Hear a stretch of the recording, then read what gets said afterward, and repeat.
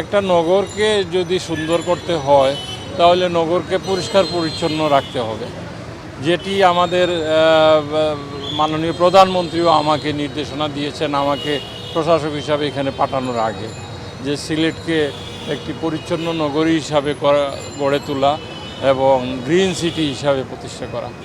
আমাদের এই পরিচ্ছন্ন অভিযানে আমাদের কর্মকর্তা সহ যারা পরিচ্ছন্ন কর্মীরা আছেন তাদেরকে আমরা বিভিন্নভাবে এনকারেজ করছি। যেমন আপনারা জানেন এইবারকার ঈদে মাননীয় প্রধানমন্ত্রী তাদেরকে অতিরিক্ত প্রত্যেককে 5,000 টাকা করে ঈদ বোনাস হিসাবে দিয়েছেন, যে তারা যাতে এই সমস্ত কাজে মনোযোগী হয়। আমরা আশা করি যে সিলেট নগরকে আমরা পরিচ্ছন্ন নগর হিসাবে গড়ে তুলব।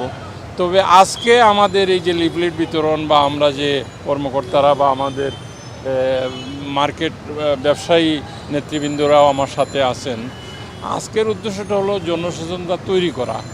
এখন সিটি কর্পোরেশনের পক্ষে একটা নগরকে পরিচ্ছন্নভাবে রাখা সম্ভব না যদি না এই নগরের যারা আছেন বসবাসকারী বা বিভিন্ন পেশায় যারা আছেন তারা যদি আমাদেরকে সহযোগিতা না করেন। আমাদের একা পক্ষে বা সিটি কর্পোরেশনের পক্ষে সম্ভব না।